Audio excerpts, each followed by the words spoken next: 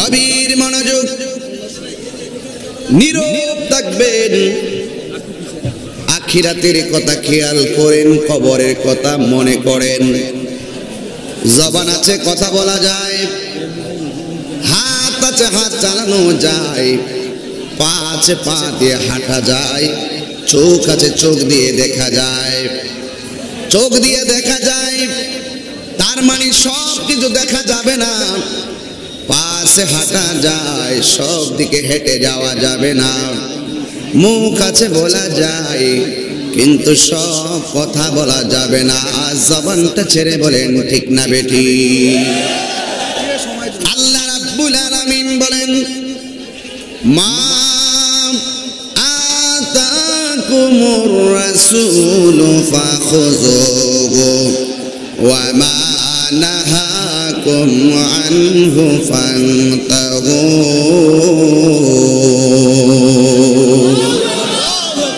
আল্লাহ রাব্বুল আলামিন বলেন, যা কিছু তোমাদেরকে কল্যাণকর বলা হয়েছে তা তোমরা গ্রহণ করো, আর যা থেকে নিষেধ করেছেন তা থেকে দূরে থাকো।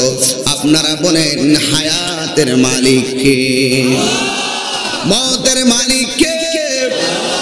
জবানে আল্লাহ বলে ডাকার ক্ষমতা দিয়েছেন কে? একদিন এই জবান বন্ধ করে দিবেন কে? আমাদের আসল ঘরের নাম কি বিল্ডিং না কবর?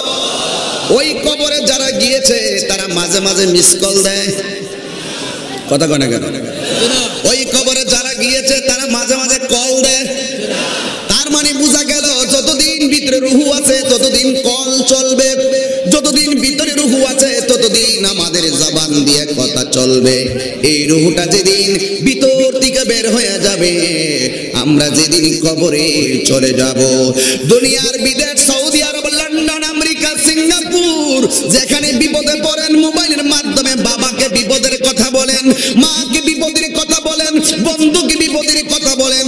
এ আমার বন্ধু, আজকের ঐতিহ্যবাহী ইমানি নুরানি দরবেশগঞ্জ হাই স্কুল ময়দানে কচুয়ার জমিনে হাজার হাজার মানুষ, উপরে সামিয়ানা নাই, পুরো আকাশটাকে প্যান্ডেল বানাইয়া যারা এখানে বসে আছেন, আপনারা বলে দেন, আজকে বিদেশ বিদেশের খবর চাইলেই নিতে পারি, কিন্তু একটা জায়গায় চলে গেলে মার কাছে দুঃখ বলার জায়গা থাকে না, একটা জায়গায় চলে গেলে কষ্টে থাকলে কষ্টের কথা বলার কোনো জায়গা নাই।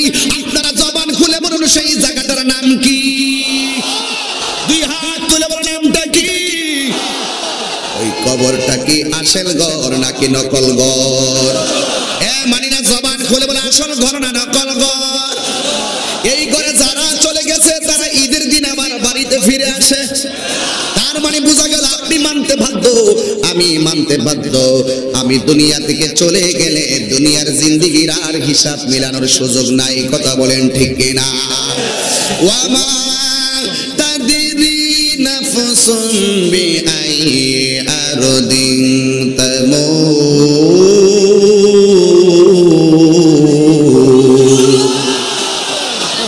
তুমি তো জানো না কোন জায়গায় তুমি মরবা, তুমি তো জানো না কোন জায়গায় তোমার মরণ হবে। এই জন্য আমি অনুরোধ করে বলে দিয়ে যাই, যেহেতু জানি না, সব সময় মরণের প্রস্তুতির দরকার আছে না না? এই জন্য আমার বাবারা, ইসলাম শান্তির ধর্ম, ইসলাম মানবতার ধর্ম, ইসলাম মানব কল্যাণের ধর্ম, ইসলাম ভ্রাতৃত্বের ধর্ম, ইসলাম একতার ধর্ম, ইসলাম সাম্যের ধর্ম। আল্লাহ রাব্বুল আলামিনের কাছে acceptable religion name of Islam, কথা বলেন ঠিক কিনা?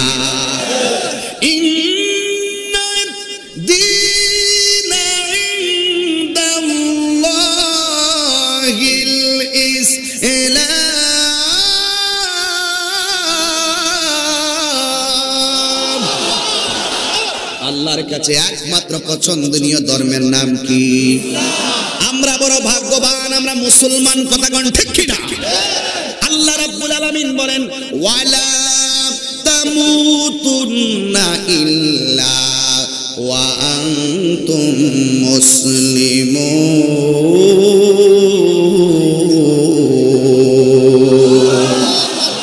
আল্লাহকে আল্লাহ বলে ডাকার ক্ষমতা দিয়েছেন কে? এই জন্য যুবক, আমাদের সবচাইতে বড় পরিচয় আমরা হলাম মুসলমান। এখন আমার নবী ব্যাখ্যা করেছেন মুসলমান কাকে বলা হয়। ক্বালান নবী সাল্লাল্লাহু আলাইহি ওয়াসাল্লাম মান সালিমাল মুসলিমুনা মিন লিসানিহি ওয়া ইয়াদিহি, যার হাত দিয়া কেউ কষ্ট পায় না, যার জবানের কথার দ্বারা কেউ কষ্ট পায় না, ওই মানুষটাই হইল মুসলমান। কথা বলেন ঠিক কিনা? এই জন্য বাবা আল্লাহকে মানলে মানার মতো মানেন, নবীকে মানলে মানার মতো মানেন। আল্লাহ কোরআনে বলেন ইয়া আইয়ুহাল্লাযীনা আমানু দুখুলু ফিস-সিলমি কাফা,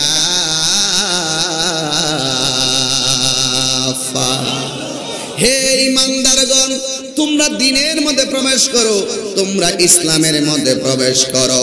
হালকা নয়, হালকা নয়, পরিপূর্ণভাবে যারা দ্বীনে প্রবেশ করতে পেরেছে ওই মানুষটাই হইল 100% মুসলমান। কথা বলেন ঠিক কিনা?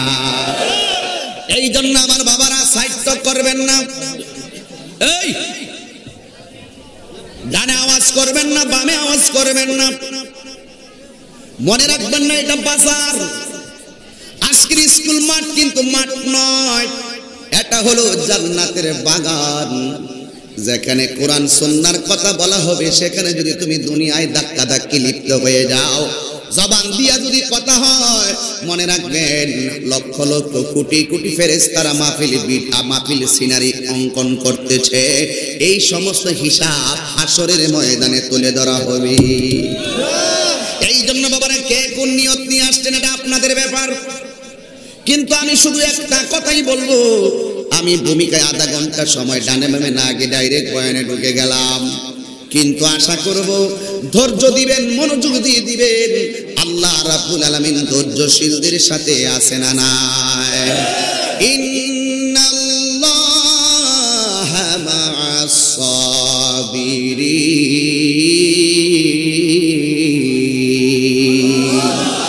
তেলাওয়াত করলে কি খারাপ লাগে? খারাপ লাগে? এই জন্য ভাইয়েরা আমার গভীর মনোযোগ। আল্লাহর কাছে একমাত্র পছন্দনীয় ধর্মের নাম কি? জবান খুলে বলেন, আরো জোরে বলেন। ইসলাম তো মারামারির ধর্ম, ঠিক কিনা? কিসের ধর্ম? শান্তির ধর্ম।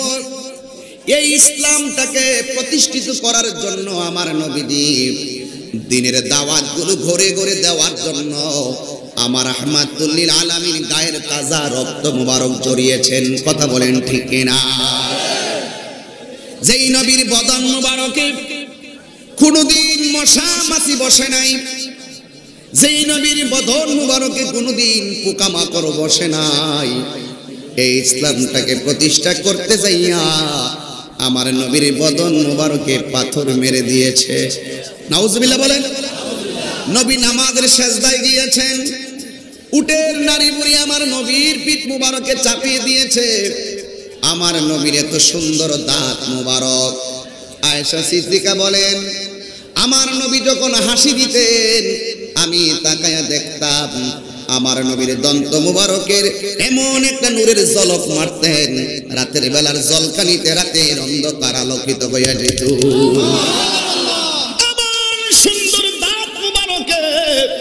বিয়াদবের দলেরা পাথর মেরেছিল। কথা কোন ঠিক কিনা বলেন? এই জন্য যুবকের দল ইসলাম বড় মানবতার নাম। আমার নবীরে প্রশ্ন করে ইয়া রাসূলুল্লাহ আপনি শ্রেষ্ঠ ইবাদত নামাজ পড়তেছেন, অথচ বিয়াদবরা আপনার পিঠের মধ্যে নারী বুড়ি চাপায়া দিয়েছে। ইয়া রাসূলুল্লাহ আপনি অভিশাপ দিয়া জ্বালায়া দেন। আমার নবী বলে না ও পৃথিবীর মানুষ, আমি বদদুয়া দিতে পারি না, কারণ আমি তো গজবের নবী নয়, আমি নবী হইলাম রাহমাতুল লিল আলামিন। তো আমার নবী রাহমাতুল লিল আলামিন, আমার নবী আমাদেরকে শিক্ষা দিয়েছেন জীবনে কাউকে তোমরা আঘাত খেয়ে ক্ষমা করতে শিখো। এই জন্য আমরা আহলে সুন্নাত ওয়াল জামাত মারামারিতে বিশ্বাসী নয়, সংঘাতে বিশ্বাসী নয়। 20 থেকে 21 বার আমার গাড়ি ভেঙেছে, একবারও প্রতিবাদ করি নাই, কারণ আমার নবী আমাদেরকে প্রতিবাদের শিক্ষা দেয় নাই। কথা বলেন ঠিক কিনা? এই জন্য আমরা ক্ষমা করতে জানি। ক্ষমাই হলো সবচাইতে মহৎ গুণ। আমার আমার নবী সাহাবাদেরকে নিয়ে এমন ভাবে আমি আজকে যেইভাবে আপনাদেরকে নিয়ে বসে আছি ঠিক এমন ভাবে আমার নবী সাহাবায়ে কেরামদেরকে নিয়ে বসে গল্প করতেছেন। হঠাৎ করে আল্লাহর পক্ষ থেকে আমার আল্লাহ ওহী নাজিল করে দিলেন। জোরে জোরে কন্যা সুবহানাল্লাহ। কারণ আমার নবী তো নিজে বানিয়ে কোনো কথা বলে না। আল্লাহ কোরআনে বলেন ওয়ামা ইয়ানতিকু আনিল হাওয়া ইন হুয়া ইল্লা ওয়াহিয়ুন ইউহা।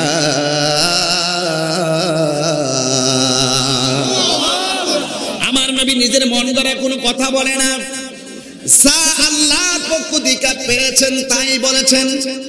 এই জন্য নবীর কথা যারা মানবে এরা ঈমানদার, যারা মানবে না তারা কোনো বেঈমান। আমার নবী বলেন আল্লাহ আমি তাদের কাছে দ্বীনের দাওয়াত দেই, ওরা শুধুমাত্র আমি নবীরে মারে, আমি নবীরে শুধু আঘাত করে আমি কি করব? আমার আল্লাহ বলেন বন্ধু আপনি তাদের কাছে দাওয়াত দিতে থাকেন। হেদায়েতের মালিক এই পৃথিবীর কেউ না, আপনারা বলেন হেদায়েত দেওয়ার মালিক কে?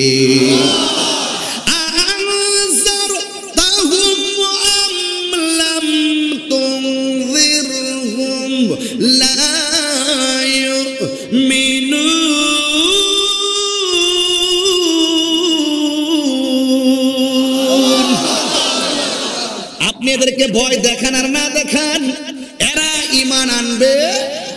হেদায়েতের মালিক কে? দেখেন যারা ঈমান আনবে না, কেন আনবে না শুনেন। আল্লাহ কোরআনে বলেন খাতামাল্লাহু আলা কুলুবিহিম ওয়া আলা সামউহিম ওয়া আলা আবসারিহিম গিশাওয়া ওয়া লাহুম আযাবুন আযীম। আল্লাহ বলেন যাদের কাছে দ্বীনের দাওয়াত দেওয়া হলো দাওয়াত গ্রহণ করে না, কারণ একটাই, আমি আল্লাহ তাদের কানের ভিতরে ডিপা মেরে দিয়েছি, আমি তাদের চোখের ভিতরে আবরণ দিয়ে দিয়েছি, আমি তাদের কলবদারে মোহর মেরে দিয়েছি। আপনারা বলেন দরবেশগঞ্জের মানুষ বলেন হেদায়েতের মালিক কে? আল্লাহ। এই আওয়াজে মানি না, জবান খুলে বলেন কে? আল্লাহ হেদায়েতের মালিক। আমি তাহিরি ওয়াজ করে আপনাদেরকে আমি লাইনে আনতে পারবো না, আমি শুধু আমার কথাগুলো বলতে পারবো। মানা না মানা আপনার ব্যাপার, কথা বলেন ঠিক কিনা? আমার যদি ভুল হয় আমারে ধরবেন, আমার যদি ভুল হয় আপনারা ধরবেন।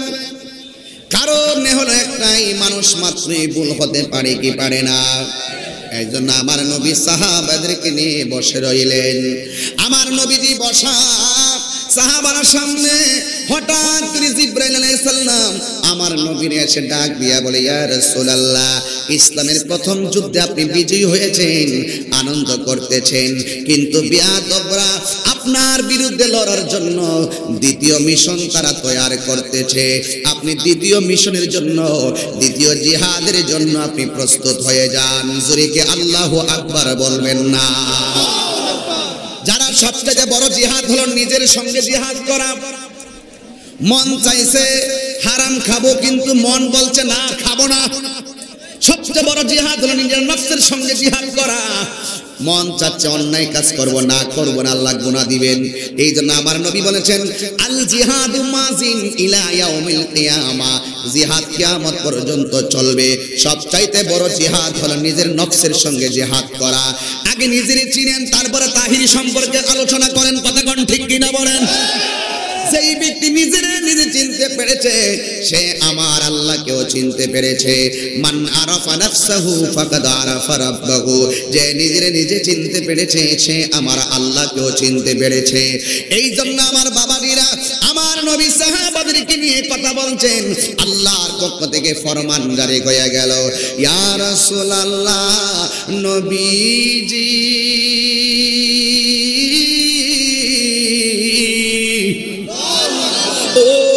মায়ার নবী গো, আপনি নবী এখানে কথা বলতেছেন দ্বিতীয় জিহাদের জন্য আপনি প্রস্তুতি গ্রহণ করেন। আমার নবী কাহার সঙ্গে প্রথম জিহাদে লিপ্ত হয় নাই, নবীর আক্রমণ করছে, নবী শুধুমাত্র জবাব দিয়েছেন। কথা কোন ঠিক কিনা বলেন? এই জন্য আমার হুজুর আমার পূর্বে ওয়াজ করেছেন, অনেক মানুষ অনেক প্রশ্ন রাখেন মিলাদুন নবী সম্পর্কে, হুজুর শুধুমাত্র তাদের প্রশ্নের জবাব দিয়ে বুঝাইয়া দিলেন মিলাদুন নবী বেদাত নয়, মিলাদুন নবী হলো ইবাদত। কথা বলেন ঠিক কিনা বলেন?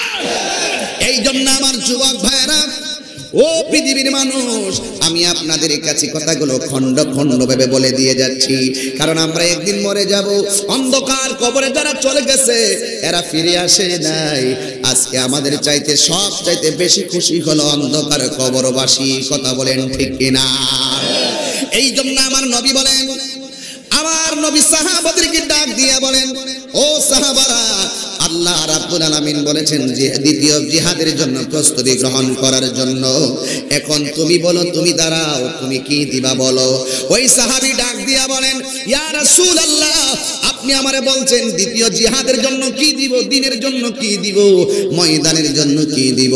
ইয়া রাসূলুল্লাহ, আমার কাছে তেমন কোনো কিছু নাই, তবে একটা খেজুরের বাগান আছে, অসংখ্য খেজুর বিক্রি করে আমি পুরা বছর সংসারে খরচ করে আমার পরিবারের প্রয়োজন নিয়া। ইয়া রাসূলুল্লাহ, আপনি বলেছেন আমি কি দিব। আপনার নবীর কদম মুবারকে দিনের জন্য, ইসলামের জন্য খেজুর গাছের বাগানের সকল মূল্য আপনি নবীর হাতে দান করে দিলাম। লা ইউমিনু আহাদুকুম হাত্তা আকুনা আহাব্বা ইলাইহি মিন ওয়ালিদিহি ওয়া ওয়ালাদিহি ওয়ান নাসি আজমাইন। কথা কোন ঠিক কিনা? আমার নবী বলেন, ও সাহাবী, তুমি খেজুরের বাগান দিলা আমরা নবীর জন্য। এই যে আজকে তো দান করছেন নবীর মহব্বতে হুজুরে বলার পরে নাকি, এই যে দান করছেন মান আনফাকা দিরহামান আলা কিরাআতি মাউলিদিন নবী সাল্লাল্লাহু আলাইহি ওয়াসাল্লাম কানা রফিকি ফিল জান্নাহ। সিদ্দিক আকবর বলেন, যেই ব্যক্তি মিলাদুন নবীতে এক দিরহাম পরিমাণ দান করবে সে হাশরের ময়দানে আমি সিদ্দিক আকবরের সঙ্গে জান্নাতের ভিতরে আমার বন্ধু হবে। তাহলে দান করলে লাভ আছে না নাই? যারা 1 টাকা দিয়ে হলো দান করছেন তারা আজকে জিতে গিয়েছেন। যারা দান করেন নাই, পকেটে টাকা থাকার পরও যারা দান করেন নাই তারা হেরে গিয়েছেন।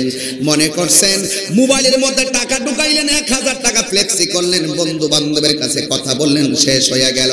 আর ওয়াজ মাহফিলে আল্লাহর প্রেমের জন্য কেউ যদি দান করেন এটা শেষ হবে না, এটা ওজন হয়ে যাবে মিজানের পাল্লা।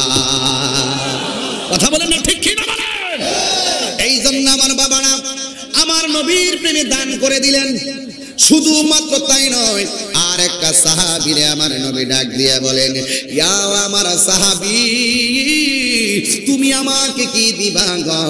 ওই সাহাবী ডাক দিয়ে কয়, ইয়া রাসূলুল্লাহ, ইয়া হাবিবাল্লাহ, আমার ঘরের ভিতরে কিছু আসবাবপত্র আছে, ওই আসবাবপত্রগুলো আমি নবী গো আপনি নবীর কদমে আমি দান করে দিলাম।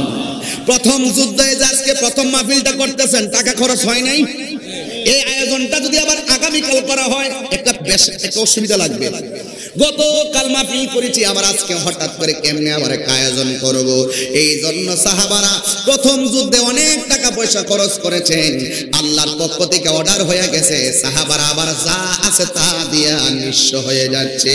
জোরে জোরে কন্যা আল্লাহু আকবার। এবার সাহাবী সবাই দান করলেন। একটা সাহাবী, এই দেখেন আজকের মাহফিলে অনেকে ছাদের উপরে উঠছে, কথা কোন ঠিক না? অনেকে ছাদের উপরে উঠছে, দেখতে পারে না, দেখার জন্য উঠেছে। জায়গা হয় না, জায়গা সংকুলন হচ্ছে না। এত বিশাল বড় প্যান্ডেল, প্যান্ডেল তো করেন না, খোলা ময়দানে তো আপনারা এসে গিয়েছেন। আসলে আমার নবী দেখেন একটা সাহাবী কাফেলার মধ্য দিকে দূরে যাইয়া আলাদা আলাদা দাঁড়াইয়া চোখের পানি ছাড়ায় ফালাইয়া ফালাইয়া কান্দে। ও আমার এলাকার বাবারা, আপনারা বলেন আশেকের চোখের পানির দাম আছে না? ফালিয়াদুকু কলিলা ওয়ালিয়াবকু কাসীরা।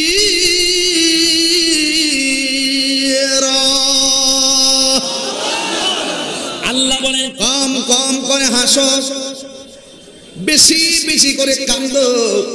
এবার একটা সাহাবী দূরে বসে বসে চোখের পানি ফালায়া কান্দেন। আমার নবী জিজ্ঞাসা করে, ও সাহাবা তুমি কেন কান্দো? আপনারা বলেন সাহাবার মনের খবর আমার নবী জানার ক্ষমতা আছে না না? এবার সাহাবী ডাক দিয়া কয়, ইয়া রাসূলুল্লাহ, আমার চোখের সামনে কেউ খেজুরের বাগান দিয়ে দিল জিহাদের জন্য, আবার কেউ ঘরের সম্পদ দিয়া দিল। হায়রে পৃথিবীর মানুষ, কিছু দান কইরা যান নবীর মহব্বতে হাসরের ময়দানে কাজে লাগবে। আমার নবীর সাহাবী কই, নবী গো আমি আলাদা কেন জানিনি? আমার বাড়িতে টাকা নাই, পয়সা নাই, আমি কি দিব? সবাই দিতেছে, আমি একেবারে এতিমের মতন। আমার নবীকে না, তোমার একটা জিনিস দেওয়াই লাগবে। সবাই দিছে, তোমারও দেওয়া লাগবে। ইয়া রাসূলুল্লাহ আমার জমিন নাই, তারপরে দেওয়া লাগবে। ইয়া রাসূলুল্লাহ আমার টাকা নাই, এরপরে দেওয়া লাগবে। ওই সাহাবীটা ডাক দিয়া কই, ইয়া রাসূলুল্লাহ আমারে শত মানুষের সামনে লজ্জা দিয়েন না, আমি কোথায় থেকে টাকা দিব, কোথায় থেকে পয়সা দিব গো? আমার তো সম্পদ নাই, আমি কোথায় থেকে আপনাকে দান করব? ওই সাহাবীটা ডাক দিয়া কয়, ইয়া রাসূলুল্লাহ নবী গো আপনি যেহেতু বলছেন একটা কিছুই দেওয়া লাগবে, ইয়া রাসূলুল্লাহ আপনি সাক্ষী থাকেন, জিহাদের ময়দানে আমি আপনাকে টাকা দিতে পারবো না, জিহাদের ময়দানে সম্পদ দিতে পারবো না, কিন্তু আপনি সাক্ষী থাকেন জিহাদের ময়দানে আমি পাগলের জীবনটা আপনি নবীর মহব্বতে কুরবান করে দিব।